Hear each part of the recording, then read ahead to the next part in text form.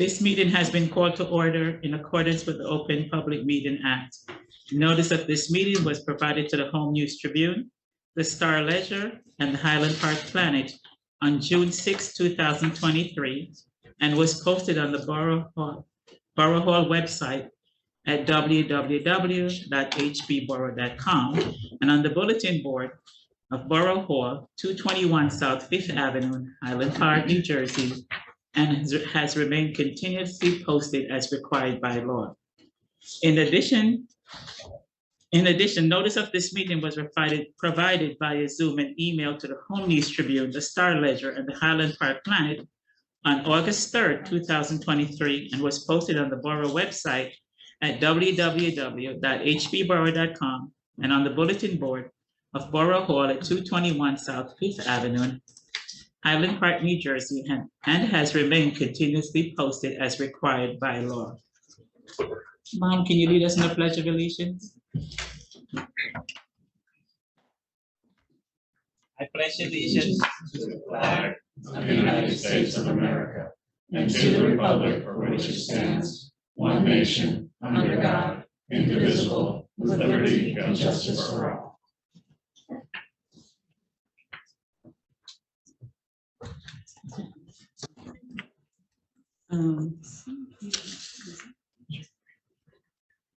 Roll call.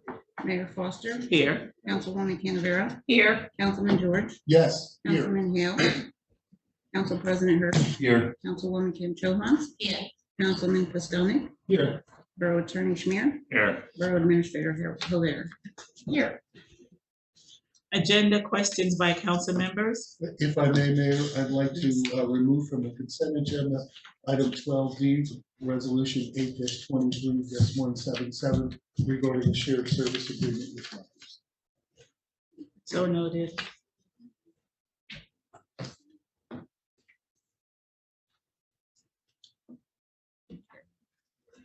But before we get directly into business, I would like to take a moment of silence for the passing of Lieutenant Governor Sheila Oliver.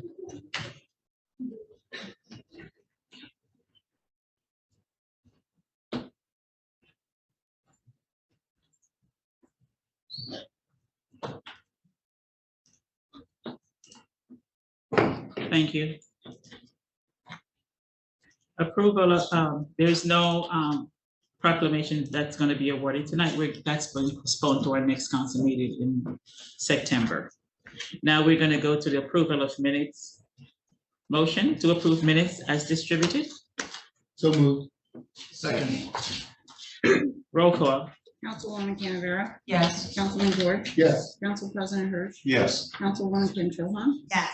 Councilman Pistonik. Yes. Council reports. Councilwoman Kim Chohan. Yes, just a quick announcement that the rent control or rent leveling board will we're coordinating some dates for this month or by latest beginning of next month. And nothing else to report. Thank you. Councilmember Canavera. Yes, thank you. First, on a personal note, I want to point out how amazing Sergeant Haas on our police department is. On Sunday, July 16th, my car just died while I was turning onto Woodbridge Avenue from Prowse Road. He had two choices since my car was not in a safe place: to call a tow truck company, which had cost me $100, or to allow me to try and push the car to safety. It was during a downpour. The easy thing for him to do would have been to call a tow truck. Instead, he allowed another gentleman who had stopped to push my car to safety. I had my 1-year-old grandson with me. Sergeant Haas knew that AAA would not take us home, so he told me to call the non-emergency phone number once AAA got there so he could safely get my grandson and I home, since he didn't want us to walk in the rain. So I just want to thank him for his dedication. In the past 15 years, I have had many times seen the sergeant interact with people. He is always very thoughtful and caring of our residents. Highland Park is lucky to have such a kind sergeant on our department.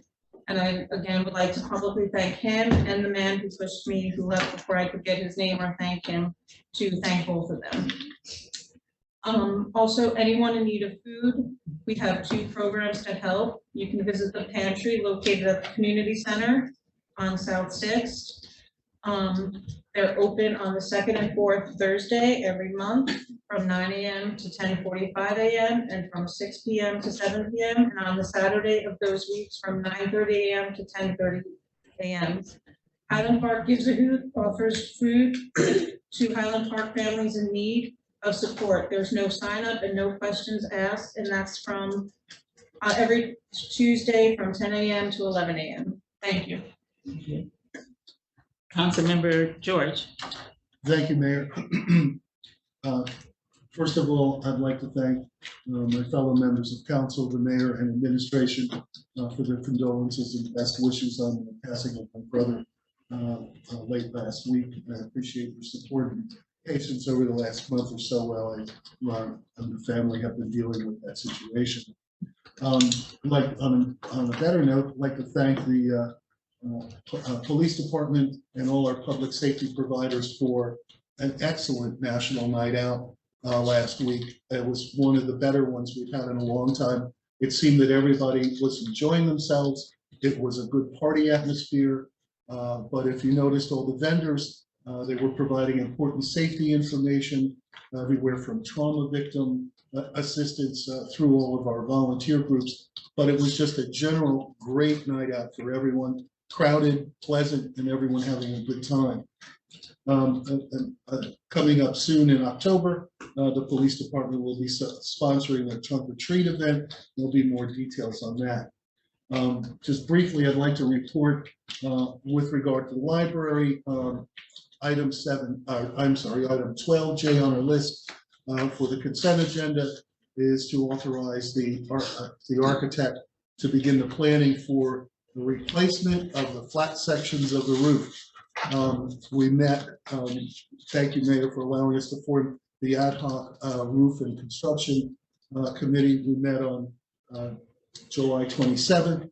At that time it was decided with our professionals, with the fact that the construction work had begun with the demolition in the library. So we were actually able to see the roof for a change from the underside. And it was decided to move forward with replacement of the problem, which is the flat roof sections of the roof. So that is on the resolution to get that planning going. And probably the best progress we've had in the last 10 years toward moving the library back to a really fully functioning area. Also on tonight's agenda, I asked to remove the shared service agreement with Rutgers. Just a brief introduction on that. It's been in negotiation. It does involve personnel, so that, but it's been very fast tracked. We've been approached by Rutgers to allow our dispatch function to be performed at the Rutgers station just across the river in New Brunswick. This would involve them taking over our dispatch on a 24-hour, 7-day-a-week, 365-day schedule, where at the present time we often have coverage blackouts and issues. When we first met with Rutgers representatives, the first thing we asked about would be our personnel. They will be asked to apply for the positions because Rutgers cannot automatically accept them. All of our dispatchers possess their certifications as required, and they are familiar with the system since Rutgers performs our backup when the dispatchers are not available, as it is now. They would be covering our area and Middlesex County College as well on their campuses. The proposal would also replace the gaps in service that we have right now. Right now, we only have one dispatcher at the desk, and under state rules and regulations, they're required to be there. So when someone needs a break or someone is ready to take their meal or with their vacations, we have to have police officers actually fill the dispatcher position. And when we are short on officers that also and staff because of illness or vacations, we actually have to have several officers in on overtime. That would end, and we will have full staffing with our officers on the street. With regard to finances, I would believe that for the more detailed discussion, but in assessing that, when we weigh the costs of our current operations plus overtime coverage by regular police officers versus capital contributions and the annual fees to Rutgers for it, it looks like we would be substantially ahead and not facing continued overtime or additional issues with emergency coverage at some estimates as soon as the first year. In reality, it's probably the end of the second year in this 5-year contract. If there are any further questions, we have the chief, Lieutenant Satchower, has been a great assistant to the administration in the discussions, and look forward to the passage of this resolution tonight. Thank you, Mayor. Thank you. Thank you, Councilman. Councilmember Poston. Good evening, Mayor. Thank you. Just first, want to express again the deepest condolences to Councilman George and his family. It's a tough loss. I'm really sorry for you. Thank you. Wish you the best. First off, I just wanted to, like I usually do every council meeting, just briefly mention that the borough is providing grocery store transportation and online food shopping assistance. It's available through the Department of Community Services. For more information, please reach out to the staff Community Center at 732-819-0052, or you can just stop by at the Community Center, ask for assistance. Up next, this Thursday, August 10th, the park stock is back from 6 p.m. to 8 p.m. at Grove 1 in Donaldson Park.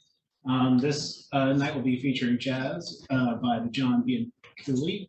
Quartet. Sorry if I butchered that name. There will also be several food vendors available, including Harry's Little Kitchen, Bella Chow Brick Oven Pizza, Davy B Shave Ice, and an ice cream truck. And then continuing on with the fun stuff, August 31st, Thursday night, we'll be having fireworks in the park, the Labor Day weekend kickoff, to sort of make up for our unfortunately postponed 4th of July fireworks festivities. So we're going to have it. We're still going to do it this year. It's going to now be Thursday, August 31st, Donaldson Park. The festivities will start at 5 p.m. From 6 to 8 p.m. There will be live music by Hair Magic and Cold Leather Company. Fireworks are slated to begin about 9:15. There will be activities including bounce houses, obstacle courses, games, face painting, and balloons. And there will be over 20 vendors with food, refreshments, and novelties. Hope to see you all there. I mean, the family will certainly be there. And then I have a number of recreation updates. So our summer camp programs are thriving, doing well. They're winding down. We have less than 2 weeks to go. So that means we're gearing up for our fall activities. And we've got a lot currently available. You can register right now for the Highland Park Youth Theater Company, which is going to do a presentation of Matilda Jr. Just to note on that one, it is already waitlisted, but keep your eyes peeled because there's often openings eventually. There's also currently available dance classes with Fresh Theater Arts, a musical theater masterclass with Dane Jasperson, Youth Soccer League, which I just registered my youngest for today. Today is the deadline, just FYI. I made it just in time. And there's also the youth flag football available. And then coming soon, which will be available for registration, we have a fall basketball academy, fall wrestling, pre-K soccer clinic, adult volleyball, adult men's basketball, adult women's basketball, and adult soccer. And you can find more information on these programs and sign up for them at the MyRec website or the community center. And then last, I have some exciting pickleball updates. Pickleball is coming to Highland Park. We're going to have 6 new pickleball courts in Donaldson Park, which are set to be complete and ready for use by late September, early October. And the Highland Park Rec program that is going to be offering pickleball leagues as part of its regular programming. And so there's going to be about 1 or 2 of the courts available to the public at all times, but the other courts, 4 to 5, can be reserved by us for our rec program. So keep an eye out for that. So that will be coming soon. And that is my report for this evening. Awesome. Thank you. Looking forward to the fireworks. It's like the closing out of summer fireworks party. It's going to be great. Yes. All right. Council President Hirsch. Hi, Mayor. Thank you. Hi, everybody. My name is Matthew Hirsch. I chair the Borough's Public Works Committee. Just a few updates today. Just wanted to acknowledge National Night Out. Sustainable Highland Park, which I'm liaison, is had a table at National Night Out, and the feedback from the Sustainable Highland Park Committee was just astounding. Thank you. Well, first, I just want to thank Sustainable Highland Park for tabling our National Night Out. It was beautiful weather, and the parking lot was a great location for this annual event brought to you by the Highland Park Police Department. And by all accounts, this was the best National Night Out yet. It was also a decidedly different group of Highland Parkers that we, typically see. Maybe not folks who don't live in the center of town. It was an opportunity for Sustainable Highland Park to get the word out about some of its programs. Particularly around energy efficiency, the adopted drain program, which has attracted a lot of attention. And we've had many good conversations and interest by children and adults, particularly since this was a family-friendly event. We also talked up about Sustainable Highland Park and doing some children's and family programming in the fall, so please keep a lookout for that. It's going to be very, very exciting. And I'm just going to quote Tina Weishaus, the chair of Sustainable Highland Park. It turned out to be more successful than I expected and lots of fun, and I would say we are more part of our community than ever before. And I thought that that was just such an optimistic and encouraging, piece of feedback, because it just shows that all of these little things that we do help help make connections with the community in a better and more effective way and build lasting relationships. So that was great. I also hope the Sustainable Highland Park will also be tabling at Arts on the Park on Sunday, September 10th from 11:30 to 4:30 p.m. So we will see you there. Cleanups. Sustainable Highland Park and the Highland Park Ecology and Environmental Group organize a series of regularly scheduled cleanups. And the next couple of weeks, they're going to be focusing on the buildings and grounds around our schools. They will meet on August 20th at 10 a.m. In the parking lot off of North 5th Avenue in Highland Park to address the middle school and high school areas. And then on Saturday, September 2nd, again, Sustainable Highland Park and the Highland Park Ecology and Environmental Group will conduct their Irving School and Neighborhood Cleanup at 10 a.m. That's Saturday, September 2nd. And they will meet by the entrance of the Irving Playground on South 11th. Just a quick update on the Environmental Center. Raices Cultural Center is now stewarding the Environmental Center and has launched Raicitas Little Roots Family Cultural Arts classes. Join them in their new program space at the Eugene Young Environmental Center in Highland Park for these interactive classes and learn about a variety of music, dance, instruments, songs, stories, and cultural traditions from the Caribbean. Learn more and register at www.raicesculturalcenter.org/Raicitas. DPW has been an integral part of the transition to stewardship over the Environmental Center, which is obviously still very much a public building. But Raíces has entered into an agreement with the borough to help oversee and coordinate maintenance there. Because things do come up and the building is not used every day, so it's important to have eyes on the facility. Their relationship, as I think we expected, Mike Wazurkiewicz and DPW just have been incredibly responsive and so helpful in helping to address all the little things that have come up. The building obviously hadn't been used on a regular basis for more than 3 years, so there's a lot of little things that have to be done for improvement and maintenance, and it has been just a wonderful working relationship between Raíces and DPW, so thank you so much. Just a couple of other things. This is a Sustainable Highland Park heavy report. I mentioned the adopted drain programs. Sustainable Highland Park is also looking to conduct more outreach to different neighborhoods about energy efficiency programs. So please look for more of that starting in the fall. And we talked about the young children's activities this fall. Please go to www.sustainablehighlandpark.org to check out volunteer opportunities for adopted drain and cleanup programs. And please follow them on Facebook at Sustainable Highland Park. Also, tell your friends about Sustainable Highland Park. That's really important too. And if you would like to attend any activities with your children, please send us an email at highlandparksustainable@gmail.com, and we'll put you on a list to notify you. And if you have any other ideas or teaching skills, let us know how you can work with us. Please, it's not a one-way street. We really look for good ideas in the community and look for folks to partner with. And then just finally, I did just want to echo the mayor and remembering Lieutenant Governor Sheila Oliver, who I've known personally for a long time and worked closely with, as she was the commissioner of also in addition to being lieutenant governor, was also the commissioner of the Department of Community Affairs. So really oversaw a lot of the essential housing programs that the state does, senior programs, and so many other efforts that improve the quality of life in our communities. She's a real champion, fought some really hard battles, and arrived where she was because of her hard work and determination, and obviously overcame so much to arrive there. It is such a huge loss.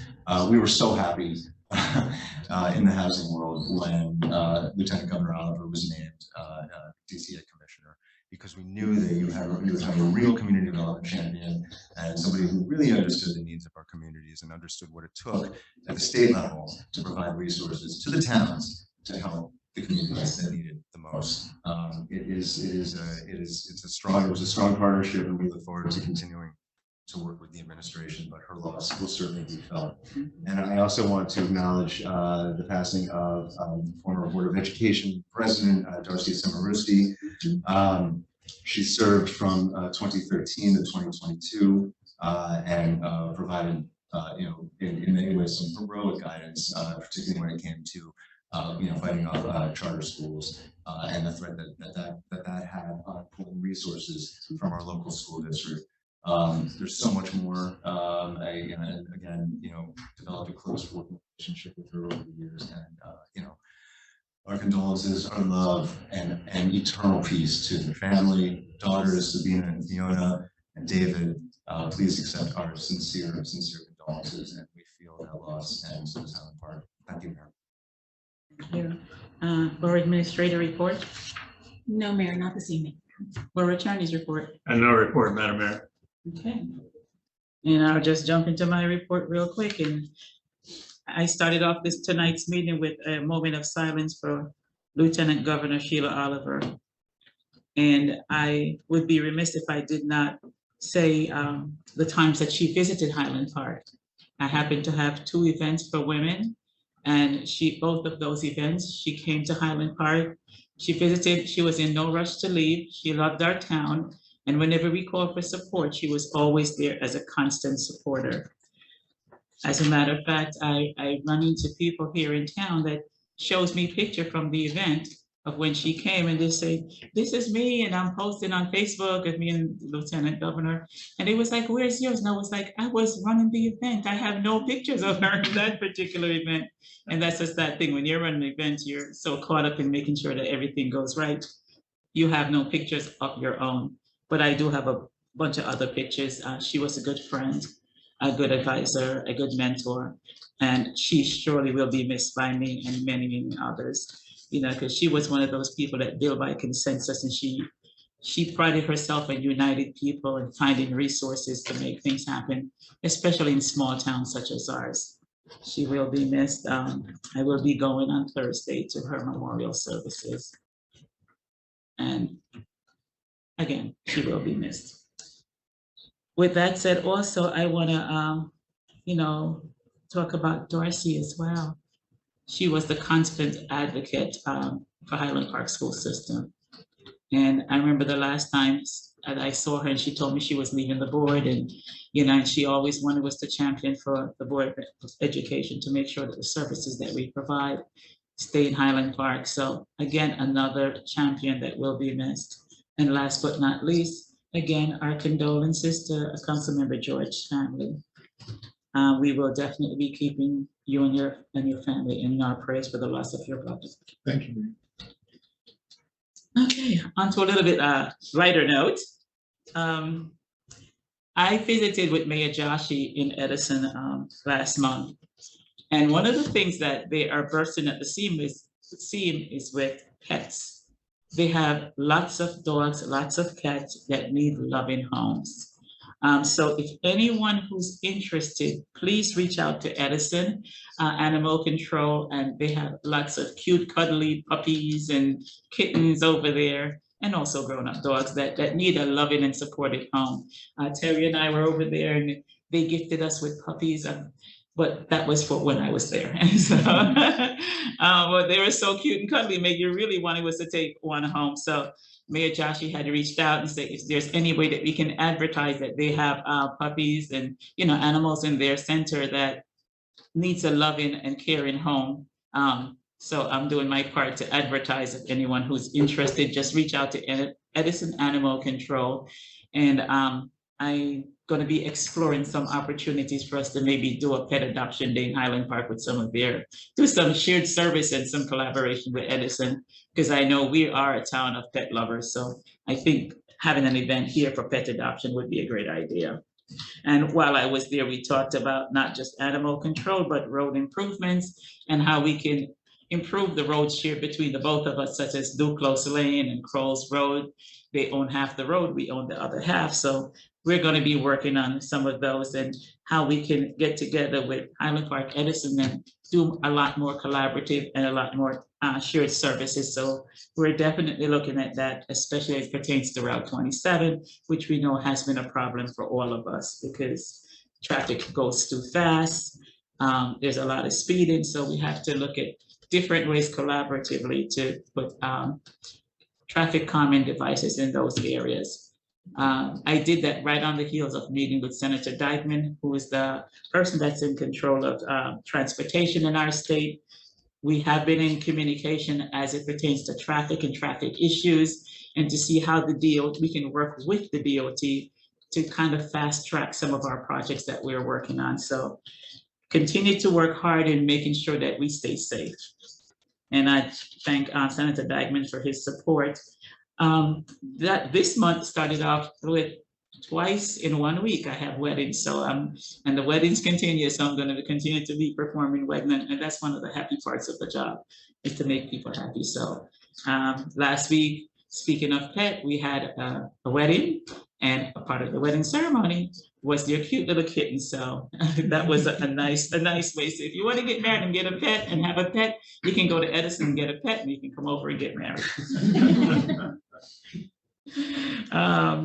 The other thing is that we have seen a huge shift in our weather patterns, and we're seeing more and more storms. It seems like on a daily basis, and they're coming out of nowhere. So in your travels, as you go around, if you notice trees that limbs are coming down and that need some care, please let us know, because it's better for us to address the problem sooner rather than later before a tree causes any kind of incident. We have seen on the news every day where because of the high winds that we've been having, trees have been causing damages to properties and homes. So let's try to be proactive and keep everyone safe where that is concerned. And that is my report for tonight.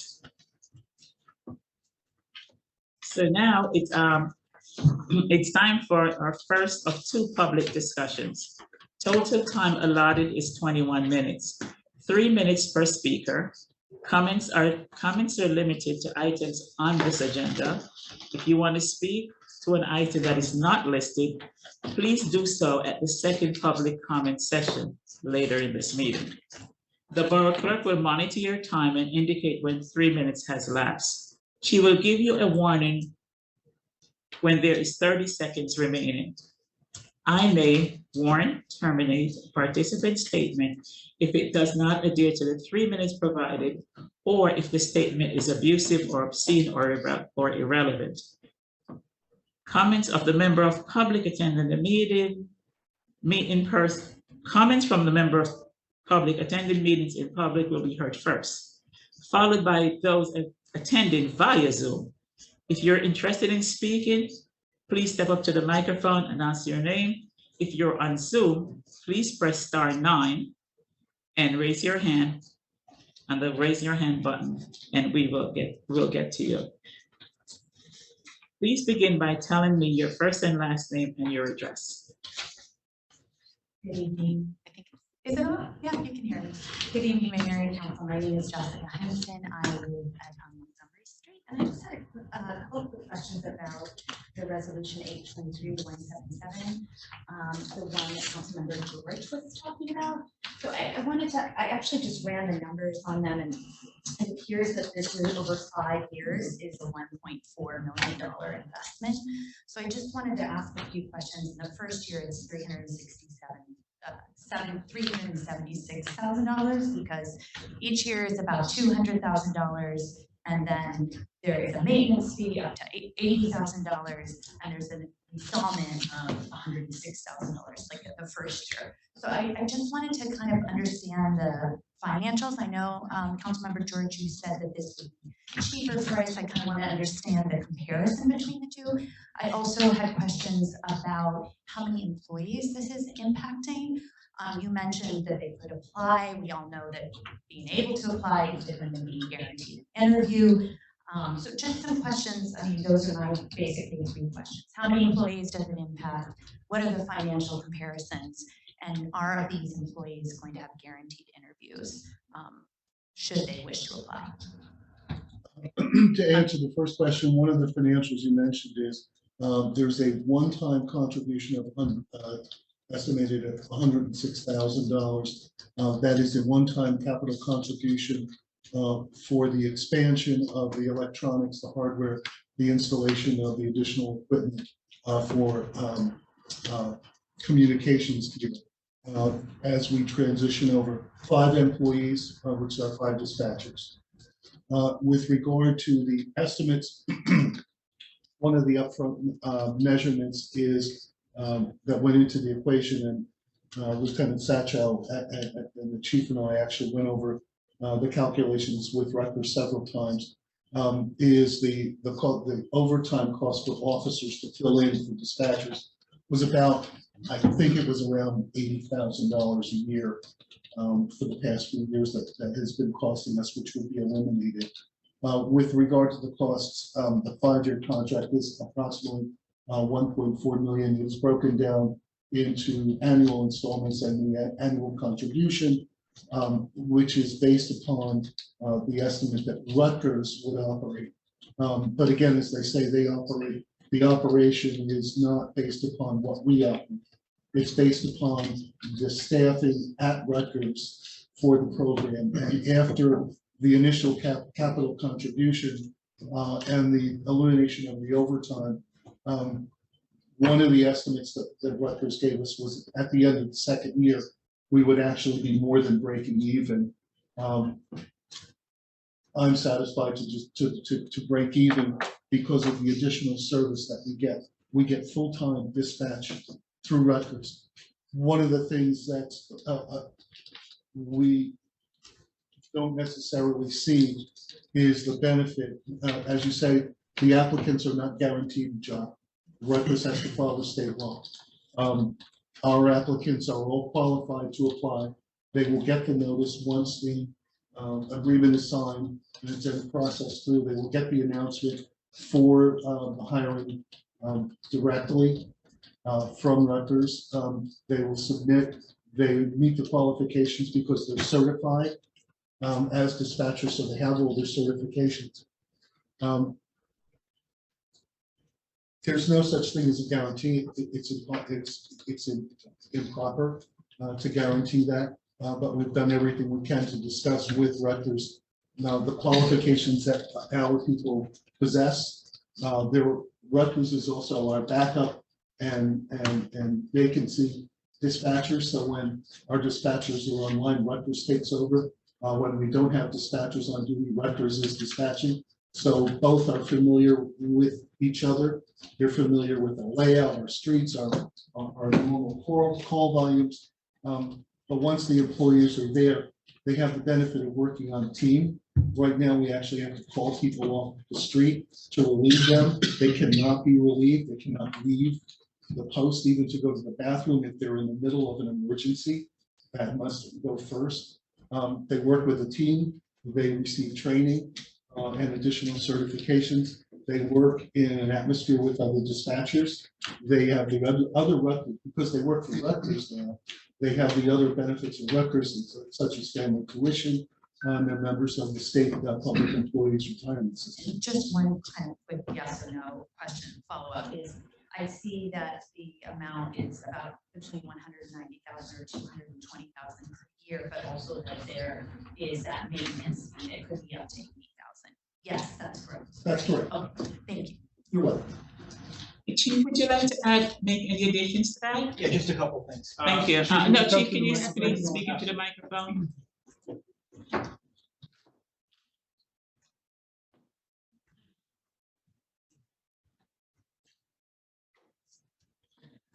So it's, in addition to the personnel issue, we did talk to Rutgers and, like the councilman said, we can't guarantee them anything, but Rutgers will interview any of our dispatchers. They're familiar with them, they know them. They will welcome them, they're encouraging them to apply, and they're eager to talk to them and if they can, fit them into the thing, especially since they're gonna be hiring dispatchers to dispatch for Highland Park. Right, so hiring our dispatchers would be great. In addition to the savings to everything else, there's other things in our budget that this takes care of from equipment costs. This year, we have to install a new 911 system to the tune of almost $250,000 if we don't go someplace else. So we have to front this year anyway. It has to be done. It's a new enhanced 911 system with the ability to do GPS, live stream from iPhones and smartphones, things like that. So we have to lay out money to either update our system or do something else. Another thing is all the equipment we won't need anymore. So there's no more service contracts for warranties for our 911 system, our new computer system, things like that. Part of the startup fee also is to transition to a new CAD system. So we have a computer system that tracks all of our calls and everything our officers do every day. We have to switch to a new one. We don't want to lose all the data that's in there from everything we've already done. So there's a transition cost to dump all that information out into a database and plug it into the new system and then train all of our cops and all of our admin and records people on how to do this. Rutgers now will also take part of the Discovery and Oprah. They'll handle that themselves for anything that has to do with radios, telephone calls, things like that. So it really lifts a lot of ancillary duties off of our agency that we're just running out of time to do. Our call volume is through the roof. Our dispatchers are sometimes overwhelmed and there's nobody that can come and help. A couple weeks ago, I came down from upstairs because everybody was out on the road on call and I helped the dispatcher handle the call for 3 hours. She needed help. I was there to help her. Thank goodness. If I wasn't, she would have been by herself. We're reaching the area and the era where one dispatcher by themselves in a room in a small town, they can't cut it anymore. This gives the dispatcher the ability to, whether it's our dispatcher working at Rutgers or a Rutgers dispatcher, to have support from colleagues if something big's going on, more than one person can come over. The ability to decompress after a call, if they need to just get up and walk away because it's a bad call, it's tough. They can now have somebody take their desk for a couple minutes and back off. Rutgers has dispatch supervisors. You don't know what to do, you have a question. You have somebody now with superior knowledge base and rank that can come over and assist you. Conversely, that means that there's a chance for, if our dispatchers do go over there, they now have the ability to move up the ladder and rank structure and better themselves as well. On a personal level, having worked with our dispatchers for a long time, it hurts having to let them go. I know it's the right move for the department and the borough, and if they decide to go to Rutgers, I know they'll succeed no matter where they go. I know they'll succeed because they're good dispatchers or good employees. Any agency that picks them up is going to be lucky to have. And I hope they decide to go to Rutgers. They might decide to go to someplace else. When we broke the news to them, it was tough. We told them they have our complete support as admin staff. It's nothing to do with the caliber of the work that they do. They're good employees, but we need more. And this is the most efficient way and the safest way to get there. So I hope that answers any of the other questions that might have popped up. I'm around across the street. If you have questions, you can stop by. I'd love to go over stuff with anybody who has some more questions like that. So anything else? Chief, I do have a question. Yes, ma'am. I'm also saddened to see our dispatchers though, but I do believe Rutgers will provide them a lot more benefits than we are able to in a small town, such as the education that them and their families will receive and the pension systems and what have you. But while we're saying we are concerned and we want to make sure that they land safely and have a home that they'll do well and move up through the ranks, because they have tons of experience. I also have a question about us here in Highland Park. As it pertains to the religious communities on the Sabbath, how will that be handled? We have to work through that. There's a couple different options we can do. We don't know which one's gonna work the best. Rutgers has done this already in other towns. All of Monmouth and Ocean County already have, all of Monmouth County and Ocean County already have centralized dispatch like this, so the solutions are there. What solution we pick, I'm not sure yet. We just decided to do this. This is our first meeting. If you all decide this is where you want to go tonight, we're going to explore that. Part of that exploration is going to be talking with members of that community, finding out solutions that they have or what they want to see, and how we incorporate that into our plan for Rutgers. Anything else? Thank you. Thank you. Thank you, Chief. Hi, Lois Loving, North Second Avenue. Can you hear me? Yes. Questions on agenda. Also 911. I'm glad to hear Monmouth and Ocean County towns have this. What in Middlesex County, what towns have had these? Why 5 years? Why not 2 years? See if it works. Only because we have a north and a south side with the same numbers, second, third, fourth, fifth, that the post office can't get right, that the machinery at the post office can't get right. I get 6th Avenue, 100, what 7th Avenue, and I take a walk. So why 5 years? And I'm glad there's a GPS that might help, except Grant and Graham are very confusing also. And so my question is what other towns in Middlesex County? And then on to the library question, the reconstruction 8-23-184. I couldn't see in the contract for the architect that it talks about replacing the flat, horrible, Frank Lloyd Wright, disgusting, impossible, leaking flat roof. Where does it say who here lives in a flat roof house? So my question is, I wish we had the money to go for a peak roof if it's supposed to change the peak, it's not in the contract clearly. Membrane, yeah, wonderful for 20 years. And then you're gonna be back here doing the same thing and I won't be here. So please think about more money for the library before you vote on it. Peak roof, finish the job, get it over with. And 911, I hope it works. Thank you. Thank you, Lois.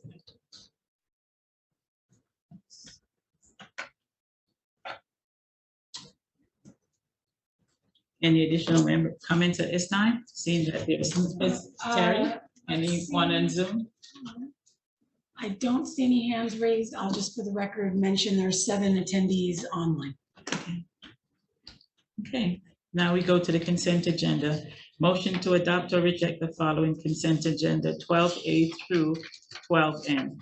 So moved. Second. Oh, with the removal of, with 12B, 8-23-175. Which one? Oh, D. D. 12, Pretty sure it's a- D as in dog. oh, D, sorry, had the wrong thing, the wrong thing below, 12D.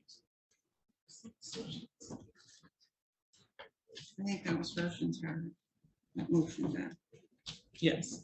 Yes. Terry, yeah. Okay, Roll call. roll call. Councilwoman Canavera? Yes. Councilman George? Yes. Council President Hirsch? Yes. Councilwoman Kim Cho Han? Yes. Councilman Pistonik? Yes. So now do we go back to 12? 13. And now we're gonna move on to appointments. I move to appoint for Human Relations Committee. 12D. I'm sorry, Mayor, point of I'm order. sorry. 12D. I'm sorry. Okay, now we separated 12D, so we're gonna go back to 12D. And it's a resolution authorizing shared service agreement with Rutgers University for 911 emergency communication. So moved. Second. Roll call. Councilwoman Canavera? Yes. Councilman George? Yes. Council President Hirsch? Yes. Councilwoman Kim Cho Han? Yes. Councilman Pistonik? Yes. Okay, now we go to appointments. Human Relations Commission, Dr. Moshi Mackle. Mayor's Teen Advisory Council, Hadassah Rich. Motion to confirm. So moved. Second. Roll call. Councilwoman Canavera? Yes. Councilman George? Yes. Council President Hirsch? Yes. Councilwoman Kim Cho Han? Yes. Councilman Pistonik? Yes. And we're gonna reappoint Rebecca Hand, no confirmation needed on that one. Now we move to the second public discussion. Total time allotted is 21 minutes, 3 minutes maximum per speaker. The borough clerk will monitor the time and indicate when 3 minutes has elapsed. She will give you a warning when there's a 30-second remaining. I may interrupt, warn, or terminate a participant's statement, or if it does not adhere to the 3 minutes provided, or if the statement is abusive, obscene, or irrelevant. Comments from members of the public attending the meeting in person will be heard first, followed by people attending via Zoom. To speak to those on Zoom, to speak into the microphone, please use your raise hand button *9 on your keypad.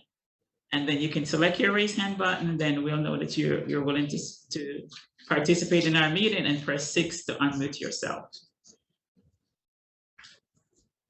Please tell us, and please, that will indicate when you raise your hands that you're willing to speak. And the borough administrator will announce the first speaker if there's anyone on Zoom. Yes, go ahead. Okay, sorry. I didn't know it was time to ask. Jessica Henningston again on Montgomery Street. So I actually have a couple of questions related to the redevelopment plan. I also understand there's a redevelopment entity meeting next week, but I just wanted to ask a couple of them here. I understand. I'm sorry, could you repeat what you said about redevelopment? Isn't there a redevelopment entity meeting next week? Yes. Okay, so I'm going to ask a few questions now that are related to that, and with the understanding that there is a meeting next week, but I think they apply here. So I actually attended 2 of the redevelopment tours led by Councilmember Hale, and I know Terry was there at one of them, and I thought they were a great opportunity to ask questions and hear more about the redevelopment plan. I've been out of the country and not able to actually stay connected to some of this information. So it was really helpful to me. I did, after those sessions, do a little bit of research and realized that the conditional developer, so 232 Raritan Avenue LLC or Garden Homes, has already purchased 7 homes on the south side of Raritan Avenue between 2nd and 3rd Avenue, totaling $5.7 million since August 18th. And I know now that there are only 4 buildings that are not directly on that south side of Raritan Avenue that either the town or the developer do not own. So all but 4 are owned either by the developer or the town.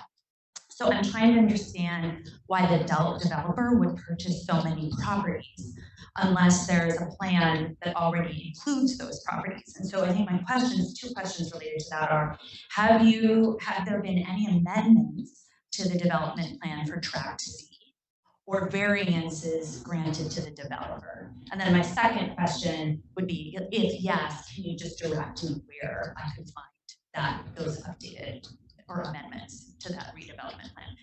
In the light that Councilmember Hale is not here, who is the chair of redevelopment, I'm going to defer to Terry and see if she can provide some information on that for you. Sure. Thank you. So you're correct, and the developer that we've conditionally named has acquired those properties. To answer, I guess, the question, plainly, no, there have not been any amendments yet.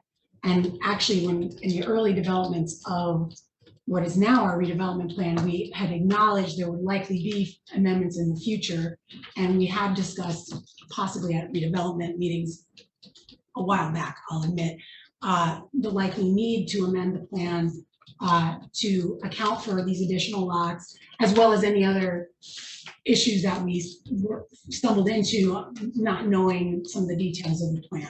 So what we've been talking about is a need to amend the plan to include the other properties, but we would like to do one set of amendments, so not just to add those lots, and then it's an ordinance process, so it's pretty cumbersome. So once we have a sense of everything, that would be presented publicly, would have to be introduced as an ordinance, and then be reviewed by the planning board, the usual process. I will mention that there is a 2005 redevelopment plan that includes many of the properties you referenced, so that it's not like redevelopment was never contemplated, but for the purpose of the RFP that we did, we were focused on the borough-owned properties. And then one last little piece of information, the planning board's in the process of studying a few additional properties that weren't included in the 2005 designation nor in our plan, to see if they qualify as areas in need of redevelopment, to possibly bring them in, because there's some opportunities that are being looked into. So just to put that all out there. So no, there's no amendments. The plan that's up on the website is the current plan. And we're part of our negotiations and discussions will likely yield some amendments to that plan. And that would be discussed publicly and go through the normal process. That's helpful, Terry, and that actually leads into my next question. I guess I was just kind of like, it just felt a little cart before the horse to like have the developer had purchased all these properties, and then there was this proposed amendment to study additional properties. But I guess what you're saying is that those properties were already included in the 2005. Not all of them. The map that we kind of waved at one of those walking tours, which I can share. I know I saw it on Facebook, so I know it's out there. Those additional lots weren't all in that 2005 plan, but we are looking at them because in our discussions, there are some opportunities that we think might benefit the project by including them, but they have to meet the criteria. So we have to go through the analysis that the planners in the process of doing. Thank you. And I just have one last question. I'm sure that my 3 minutes is up, but is there a date by which the minutes from the 2022 and 2023 planning board meetings will be posted? The last minutes for the planning board are from January 13, 2022. So there's almost 2 years of missing minutes. I know that most of those are videos, but there is one that nothing is posted. March 9th, 2023 has no video or no minutes. So I think that's an issue of transparency, clearly. So just, when can we expect to see those minutes posted? And I know it's great to have the video, but it's also like can be hours of like watching a video, right? Even if you watch it double time like I usually do. But anyway. Do we have? I don't have a date. We are working on that. They're actively being worked on. Sorry. It's being worked on. Yeah. As soon as it's up to date, we'll be happy to post and share, as you've seen what we've done recently. So if you know anybody, it's an opportunity that you know that. So I understood that. So that's been part of our struggle, is doing some catch up there. Thank you. Thank you.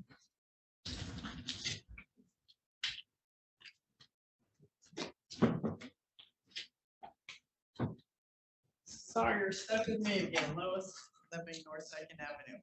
On the consent agenda that everyone just passed, excluding 911, you have Fletcher Kramer 8-23-180 for $14,437. One invoice from them with the same exact amount says it's for 123 South Adelaide, which I'm guessing is the Highlander. The other one, and that one for the Highlander has last year's date, or maybe it's this other one, has Skyview Terrace at South Adelaide, has last year's date, August 5th, 22. And I was told when it was happening, that was the geyser, that was closer to Albert Court on South Adelaide. Does anyone know the answer? Well, the Riverview, hello. Council President Hirsch? I'm sorry. The Riverview property is down by Albert. But Terry, do you? So if you're referring to resolution 823-180. Fletcher Kramer had to go in, the sinkhole had to go in. There was a sinkhole that developed in the roadway on South Adelaide. We did get quotes. They were the lowest quote we got, and I think the repair is underway. Whereabouts? Was it near Skyview Terrace? Was it Oh, near I don't know. Albert? Was it near Highlander? I'd have to ask Mike W. I'm sorry, I don't know off the top of my head. Skyview. I'm Okay. sorry. I said Riverview. Skyview. I apologize. Skyview? Skyview, correct. Not Albert. Okay. Correct. Okay, so did I hear, are we staying with the flat roof with the library? So we'll meet again in so many. I'm gonna let Terry and myself and Councilmember George was on the conversation. It has not been finally decided where what needs to happen. They are still doing examination and see where they're looking at a number of options because they think they have identified where the water is coming from. They did that in 92 and before And while I that. understand that they did that in 92, they have looked at some other areas that has not been explored. And I think they're gonna continue to look and identify because the belief is that it's, even if we put a pitch roof, it may not help based on what the problem is, but they are exploring. When we get a final decision, we'll let everyone know because I too have had the headache of this problem for the past 20-something years. So it's not foreign to us. We are looking at ways to how to improve the situation over at the library. We can go to the moon, there's gotta be a way to plug a leak. We're working on it. Okay, good, all right. I missed it, I was late, on all that truckload of minutes that have finally been passed. Do each of those dates have an agenda included? What do you mean? What do you mean an agenda? An agenda on the blank agenda. The consent agenda? For each meeting of these dozen meetings or so that have been approved, do they? Okay, because the old book, the latest old book, 2022, didn't have any agendas, but it also had no answers from this illustrious group. It had the questions from the public and not one comment or answer from this dais.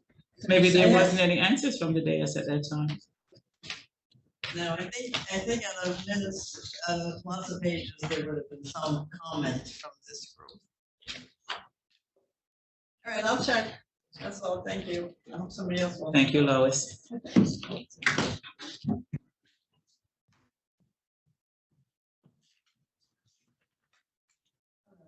Coretta King, Pinelli, Mansfield Street. I actually have 3 questions. I was wondering if it's best to ask them back to back and. Sure, go right ahead. Okay, so on the redevelopment tour, Councilman Hale mentioned that there was an abandonment ordinance that was gonna go into effect, and I was wondering if that's ordinance 303-15 that's been in effect since 2017, or if there is a new one in effect. I will take your questions. I don't know, and I will get back to you. I don't know about that one. Terry, do you know? Yes, I do know we are working on an amendment to, I don't know the number, Ed, I don't know if that's the correct code number, but we do have a vacant and abandoned properties ordinance in place now. We think it needs some tightening up and improvements. And we've been working with the borough attorney on that. And I think he was referencing the fact that it's in the works and it's hopefully heading to the Economic Development Committee very shortly. Okay, so you don't have a date or a time? No, we know we're moving it through and hopefully in the next month we'll have a draft to share with the members of the Economic Development Committee. Okay, and he made a distinction between abandoned and vacant. Is there a distinction or are they the same thing? I would hesitate to answer that one. Borough attorney, can you Well, answer that? the ordinance provisions will have different definitions and they're different. So, and we're expanding it to cover a state statute that came along talking about abandoned, vacant, mortgaged properties. So in other words, when a bank takes it over, they have different standards as well. So we're integrating all of that into an updated ordinance. Okay, great, thank you.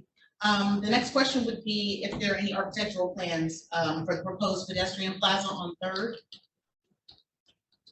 Not at this time. Is there a timeline for those? As soon as we get the approval from DOT to have the road opening on 3rd, we'll have some plans in place. That brings me as a great segue to my next question, which was if you had an update on that, on the process for the New Jersey Department of Justice. If you know anyone down there, because I've been pulling every string that I have. No, but I know. You know, it's a work in process. The last time we received our punch list and we went through the punch list of everything that every comma, every semicolon, every space between the and the, we went through everything. We sent it back to them and we heard that was good news that they're getting that detail with us. So we're just keeping our fingers crossed. And we spoke with Megan that I met with a couple of weeks ago. Maybe it was last week, if you like, a couple of weeks ago from DOT. So from the commit, and we spoke, and we had our Senator Dykeman here as well, who's in charge of transportation. And we've had all these meetings. So I'm hoping that we're pushing closer and closer to getting everything approved. Okay. So it's not a lack of trying. No, I don't think that it is. I guess the question is, I know that there's no timeline or the timelines are so fuzzy. So do you think that we will have an approval on that before the development on Third that's gonna take, on the Main Street that's going to take the farmer's market property? I am praying that will happen, yes. I am really praying that we will have an approval from the state DOT on that area. Thank you very much. You're welcome.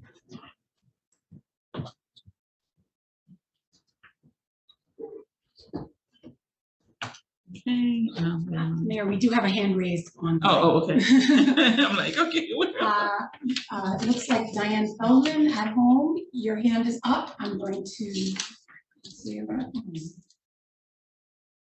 I've been having issues with my Zoom. Excuse me, Dennis, are you able to enable Diane Feldman to allow her to talk? Thank you. Diane, you may. Thank you. I'm here. You're unmuted. Diane, are you there? Yes, I am. Can you? Oh, I can hear her. Can you? Yeah, increase the volume, please. Hold on one moment, Diane. No I'm just gonna problem. raise your volume on the TV.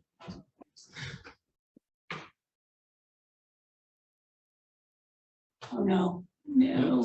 Right. She's still there. Diane. We just can't hear, but she's still I'm there. still it's here. Okay, hold on one second. You keep telling me, hold on, but. Yep, one moment, Diane. Sorry, we just have a problem with our. We're having our technical speaker volume. difficulties as we promised that this will happen until we work all the kinks out. I know. Just jack it up, Dennis. Diane, you're doing everything right. There we go. Okay, Say can you something hear now. us now? Okay. Yes. Perfect, yes, we can hear you. Good. Thanks. Diane. Go ahead with your question.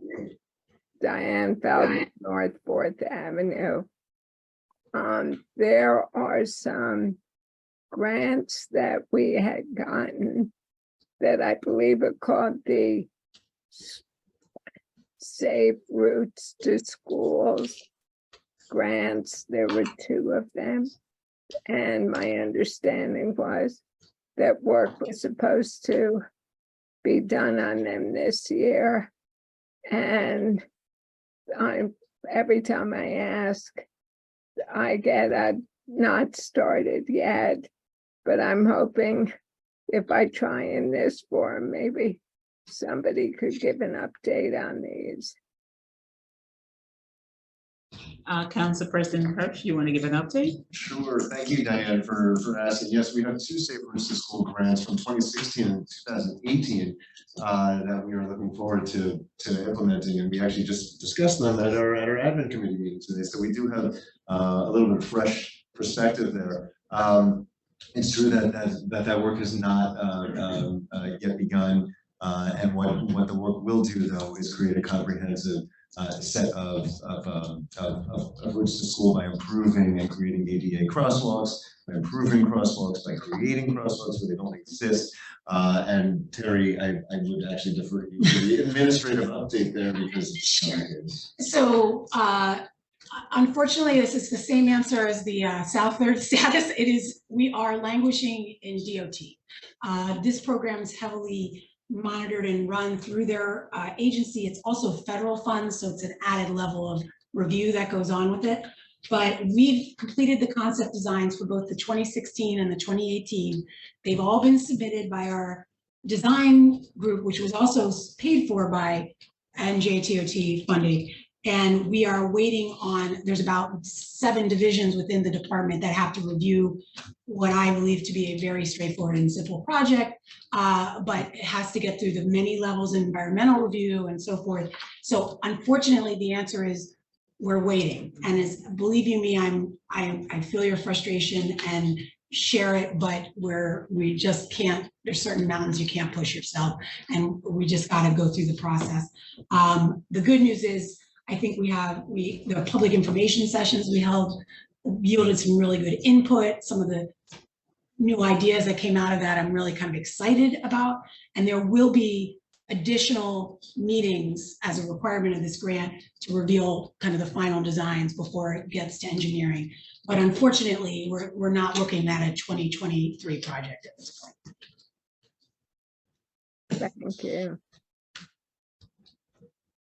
Any additional comments? Yes. No, I just wanted to mention that there is information on the Safe Routes to School program on the Borough website, so if you have any interest, if you want an overview of the program, please take a look.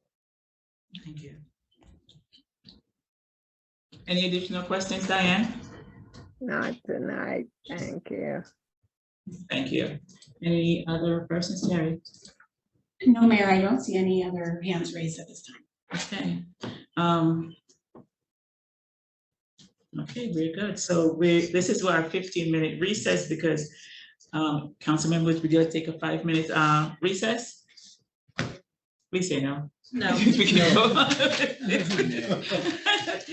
Okay, this concludes our public session. We're gonna move with executive session, and it's authorizing, it's litigation, JSM versus Highland Park negotiations on 420 to 424 Raritan Avenues.